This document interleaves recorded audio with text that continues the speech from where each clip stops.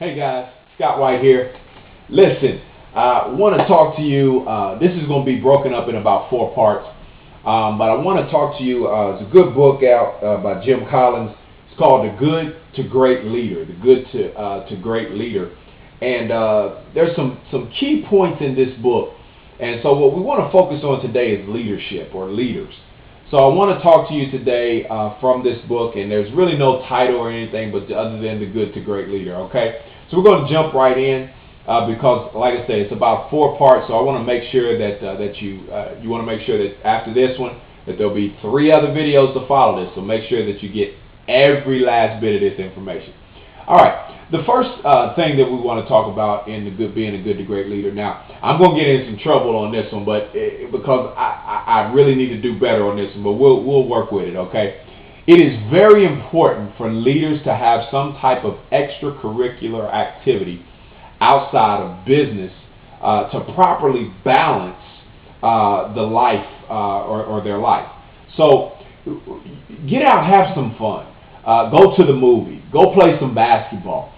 Do something that's going to cause you to just say, hey, woohoo! You know, and what that'll do is it will cause some balance to come. Like I said, I know I'm going to get in trouble for this one because I'm not practicing like I need to on this particular one here, but it's okay. But I'm telling you, don't do as I do as I say in this case right here, please.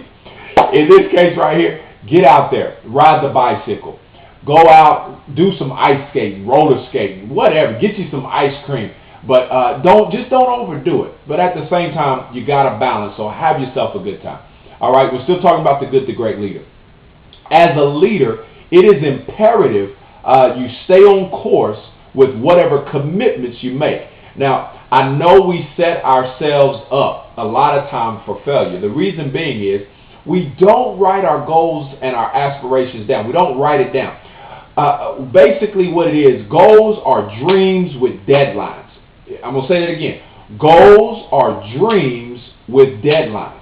So what you got to do is you got to write them down.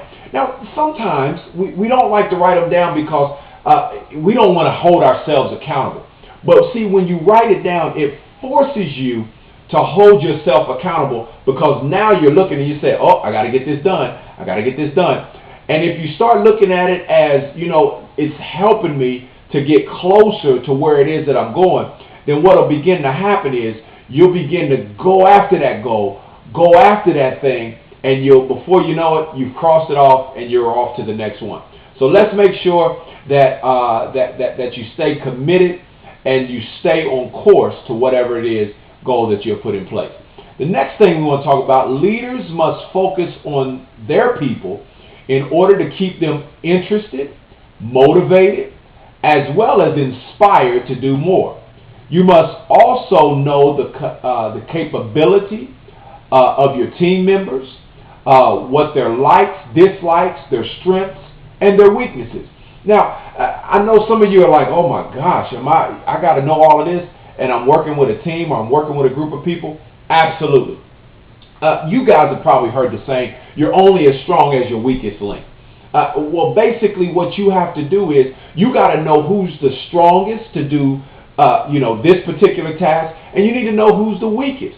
Now, I'm not saying to put the weakest person and just put them only focus on their strong tactics, but what you want to do is you want to have that weak person to work with that strong person. And then what happens is now you'll begin to develop a team that they may not be as strong in that area, but they're stronger in that area than what they were. So what happens is you guys will be able to maneuver a lot easier, and at the same time, your team is growing and is getting stronger and stronger. The last one on this one that we want to talk about is a leader must be able to look beyond the now and view the future. In other words, that person that you know that has the capabilities, that idea that you know that is a great idea, you got to be able to look beyond the now and you got to see the future. You got to be able to somehow look into the future and see, hey, all right, did I plan for this? Did I plan for that? What if this happens? What if that happens? But understand this, Don't just get stuck in planning for the future. At the same time, you got to be actively working towards your future. All right? This is Scott R. White, the ambassador of successful internet marketing. Listen, guys, I want you to come back. I got 3 more videos to follow this. But listen, I'm always reminding you that your success is near. Stay tuned.